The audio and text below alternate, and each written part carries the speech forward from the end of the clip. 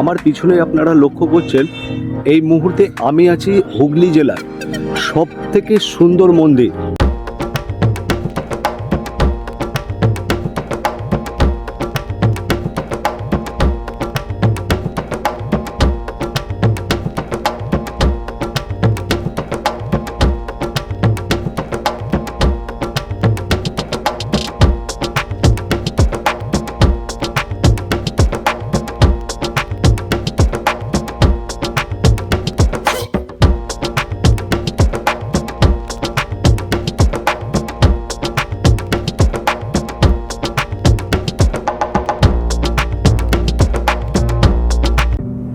অনেকটা গাড়ি চালানোর পর এখন একটু রেস্ট নিচ্ছি, তারপর আবার গাড়ি নিয়ে বেরোবো। যারা ট্রেনে আসবেন ভাবছেন কিভাবে আসবেন, বর্ধমান কিংবা হাওড়া থেকে বর্ধমানগামী মেল লাইন ট্রেন ধরে ব্যান্ডেল স্টেশনে নেমে পড়ুন। আর ব্যান্ডেল স্টেশনের বাইরেই পেয়ে যাবেন টোটো কিংবা অটো।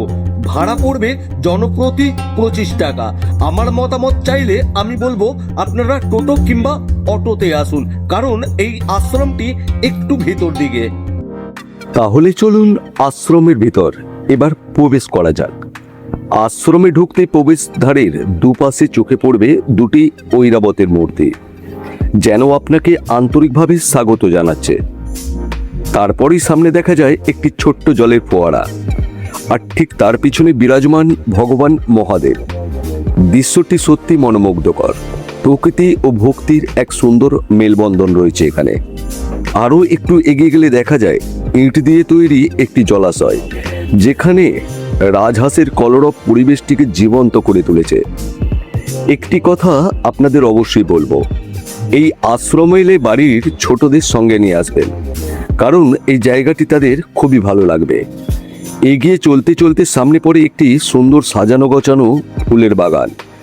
কত রকমের যে ফুল রয়েছে সেখানে, সত্যি বলতে আমি বৈশাখ মাসের প্রচণ্ড গরমে গিয়েছিলাম, তবু এত ফুলের সমাহার দেখে মুগ্ধ হয়ে গিয়েছিলাম।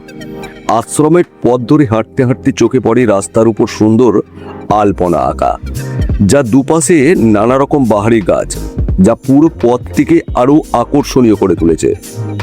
হাঁটতে হাঁটতে হঠাৎই চোখে পড়ে এক অপূর্ব দৃশ্য, ভক্তি আর প্রকৃতির এক অসাধারণ মিলন।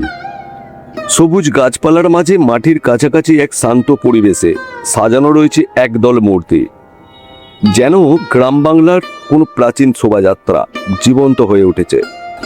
সামনে কয়েকজন মানুষ, তাদের পরনে ধুতি, মাথায় পাগড়ি, হাতে শঙ্খ বা প্রদীপ। তাদের অভিব্যক্তি ও ভঙ্গি এতটাই বাস্তব যে মনে হয় তারা যেন এইমাত্র এগিয়ে আসছে। মূর্তিগুলোর পিছনে একটি পালকির মতো কাঠামো, যার ভিতর বসানো রয়েছে একটি দেবী মূর্তি, সম্ভবত মা দুর্গা। চারপাশে বাঁশের বেড়া, কুড়ে ঘরের মতো পরিবেশ, সব মিলিয়ে এক পুরনো গ্রাম বাংলার আবহ ফুটে উঠেছে এখানে।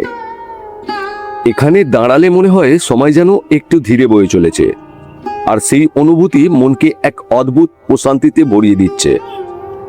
সেখান থেকে বেরিয়ে ডান দিকে এগোতেই দেখা যায় একটি ছোট্ট কিন্তু সুন্দর একটি মন্দির। প্রবেশ পথের দুধারে রয়েছে দুটি সিংহর মূর্তি, আর মন্দির গর্ভ গিয়ে বিরাজমান মা জগৎজননী জগদ্ধাত্রী। জানা যায় আশ্রম পিতা সাধনাকালে মা দেবী কৌশিকীর দর্শন লাভ করেছিলেন, আর বর্তমান মূর্তিটি সেই রূপেরই প্রতিফলন। এখানে একটি গুরুত্বপূর্ণ তথ্য আপনাদের দিয়ে রাখি, মন্দির খোলা হয় কিন্তু সকাল 10টা থেকে 12টা পর্যন্ত এবং বিকেল 4টে থেকে সন্ধ্যে 6টা পর্যন্ত। এই মন্দিরে ভোগের ব্যবস্থাও রয়েছে, যার জন্য 80 টাকার কুপন সংগ্রহ করতে হয়। আর মহিলাদের জন্য একটি নিয়ম রয়েছে এই মন্দিরে, মাথায় ওড়না দিয়ে মন্দিরে প্রবেশ করতে হয়, তাই সঙ্গে ওড়না নিয়ে আসতে ভুলবেন না। এরপর আবার একটু ঘুরে দেখা যাক। এই আশ্রমে একটি বিশেষ ভালো দিক হলো যাতায়াতের পথগুলো আলাদা আলাদাভাবে সাজানো। হঠাৎ কানে ভেসে আসে বাচ্চাদের কোলাহল, গিয়ে দেখা যায় একটি সুন্দর জায়গায় তৈরি করা হয়েছে দোলনা ও শিশুদের খেলার নানান ব্যবস্থা। তার ঠিক পাশেই চোখে পড়ে একটি বিশাল আকৃতির ত্রিশূল। সামনে এগুলি দেখা যায় আশ্রমের অন্যতম আকর্ষণ, রঙিন স্তম্ভের সারি। এই স্তম্ভগুলোর মাথায় রয়েছে আগুনের শিখার মতো নকশা, যা এক অনন্য আধ্যাত্মিক আবহ তৈরি করেছে। এগুলো প্রতীকী পঞ্চতত্ত্ব বলে। পৃথিবী, জল, অগ্নি, বায়ু ও আকাশের প্রতিনিধিত্ব করে এরা। বিভিন্ন রঙে প্রকাশ পেয়েছে এই তত্ত্বগুলোর শক্তি, আর শিকার আকৃতি সেই শক্তি জাগরণকে নির্দেশ করে। পুরো দৃশ্যটি শান্তি ও শক্তি পবিত্রতার এক অপূর্ব মিলনস্থল। মাঝখানে দাঁড়িয়ে আছেন এক দেবমূর্তি, হাতে বংশী, মুখে প্রশান্তির হাসি। তার দুই পাশে রয়েছে দুটি শোভাময় ময়ূরের মূর্তি। পিছনে ঐতিহ্যবাহী পোশাকে দুজন প্রহরীর মূর্তি যেন এই স্থানটিকে রক্ষা করছে। চারপাশে সবুজ গাছপালা পরিবেশটিকে আরো জীবন্ত করে তুলেছে। ডান দিকে এগোতেই দেখা যায় উড়িষ্যার বিখ্যাত কোণারক সূর্য মন্দিরের পাথরের চাকার আদলে নির্মিত একটি প্রতিরূপ। কোণারক সূর্য মন্দিরকে এক বিশাল রথ হিসেবে কল্পনা করা হয়, যেখানে 24টি চাকা রয়েছে। এই চাকা সময় ও ধর্মচক্রের প্রতীক। এখানে সেই ঐতিহ্যেরই সুন্দর প্রতিফলন দেখা যায়। আর ঠিক সামনে রয়েছে এক মনোমুগ্ধকর দৃশ্য, শ্রীকৃষ্ণ ও রাধা একটি সুন্দর সজ্জিত দোলনায় আসীন। শ্রীকৃষ্ণের গায়ের রং আকাশী নীল, মাথায় কারুকার্যময় মুকুট, গলায় মালা, পরনে পীতাম্বর, তার হাতে চিরচেনা বাঁশি। রাধা তার বাম পাশে বসে নীল লাল শাড়িতে, স্নিগ্ধ সৌন্দর্যে ভরা গয়নায় সজ্জিত। দোলনাটি ফুলের মালায় সজ্জিত, যেন গাছের ডাল থেকে ঝুলছে। পাশে সোনালী রঙের এক প্রহরী সদৃশ্য মূর্তি পুরো পরিবেশের গাম্ভীর্য বাড়িয়ে দিয়েছে। চারপাশে সবুজ গাছপালা ও বাহারি পাতার গাছ এই দৃশ্যটিকে আরো মনোরম করে তুলেছে। প্রকৃতি আর আধ্যাত্মিকতার এক অপূর্ব মেলবন্ধন সত্যি মনে এক গভীর প্রশান্তি এনে দেয়। ঠিক এর পিছনেই রয়েছে এই আশ্রমের অফিস ঘর, আর এখানে পেয়ে যাবেন আপনারা আশ্রমের বিভিন্ন তথ্য ও ভোগ প্রসাদের কুপন। এরপর চললাম আমরা মূল মন্দিরের উদ্দেশ্যে। সুন্দর সাজানো গোছানো রাস্তা, মাঝখান দিয়ে চলেছি আমি। বেশ চমৎকার লাগছে পরিবেশটি। মূল মন্দিরের প্রবেশদ্বারই রয়েছে সবুজে ঘেরা নিস্তব্ধ পরিবেশের মাঝেই, যেন জীবন্ত হয়ে উঠেছে মহাভারতের কুরুক্ষেত্র যুদ্ধের সেই ঐতিহাসিক মুহূর্ত। তিনটি শুভ্র অশ্বে টানা রথ সোনালী অলঙ্কারে সজ্জিত, যেন যুদ্ধক্ষেত্রের দিকেই অদম্য গতিতে ছুটে চলেছে। রথের উপর দাঁড়িয়ে আছেন শ্রীকৃষ্ণ, শান্ত স্থির অথচ ধীর। তার হাতেই রয়েছে এই রথের লাগাম। আর রথে উপস্থিত রয়েছেন মহান যোদ্ধা অর্জুন, যার চোখে ধরা পড়ে দ্বন্দ্ব, কর্তব্য ও মানবিকতার গভীর টানাপোড়েন। এই দৃশ্য যেন শুধু এক যুদ্ধের প্রস্তুতি নয়, বরং জীবনের সবচেয়ে বড় সত্যের প্রতীক, ধর্ম, কর্তব্য ও আত্মবোধের শিক্ষা। মনে হয় এখানেই উচ্চারিত হচ্ছে সেই অমর উপদেশ, যা পরে ভগবত গীতা হিসেবে চিরকাল মানুষের পথ দেখাবে।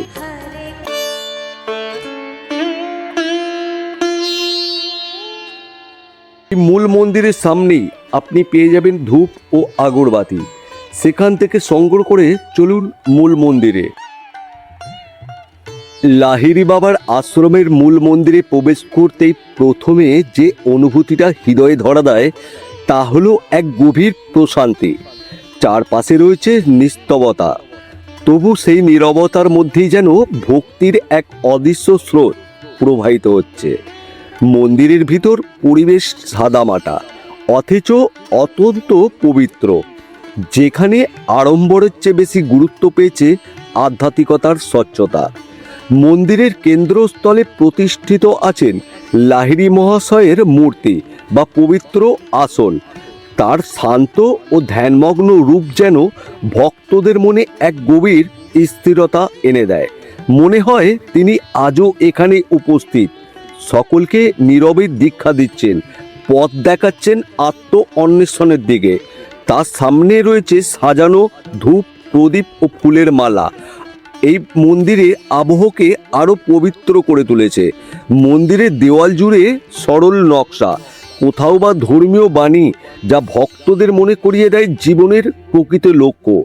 এখানে কোলাহল নেই, নেই কোনো বাহুল্য, শুধু আছে ধ্যান, প্রার্থনা, অন্তরের সঙ্গে নিজের একান্ত সংলাপ। প্রতিদিন ভোর ও সন্ধ্যায় আরতির সময় মন্দিরটি যেন এক অন্যরকম রূপ ধারণ করে শঙ্খধ্বনি ও ঘণ্টায়। चतुर्भुज जगन्नाथ कंठशोभित कौस्तभा। লাহিড়ী বাবার আশ্রমের মূল মন্দিরটি প্রথম দর্শনে মনকে আকর্ষণ করে তার শান্ত সুশৃঙ্খল ও আধ্যাত্মিক আবহে ভরা গঠনের জন্য। মন্দিরের স্থাপত্য রয়েছে এক অনন্য মিশ্রণ, সরলতার মধ্যে সৌন্দর্য আর সৌন্দর্যের মধ্যে গভীর পবিত্রতা। মন্দিরের বহির্ভাগে চোখে পড়ে শুভ্র রঙের ব্যবহার, যার সঙ্গে সোনালী অলঙ্করণের সূক্ষ্ম ছোঁয়া মন্দিরটিকে এক রাজকীয় কিন্তু শান্ত সৌন্দর্যে ভরিয়ে তুলেছে। শিখরগুলো ধীরে ধীরে আকাশের দিকে উঠে গেছে, যেন ভক্তি স্পর্শ নিয়ে ঈশ্বরের দিকে এগিয়ে চলেছে। প্রতিটি খুঁটিনাটি কারুকাজে ধরা পড়ে শিল্পীদের নিষ্ঠা ও ভক্তি। প্রবেশপথটি প্রশস্ত ও সুশোভিত, যেখানে দাঁড়িয়েই অনুভব করা যায় এক অন্য জগতের আহ্বান। মন্দিরের প্রবেশদ্বার পেরোতেই দুপাশে চোখে পড়ে দুটি ছোট অথচ অপূর্ব সুন্দর মন্দির। একটিতে বিরাজমান মা কালী আর অন্যটিতে রাম লক্ষ্মণ সীতা মাতার স্নিগ্ধ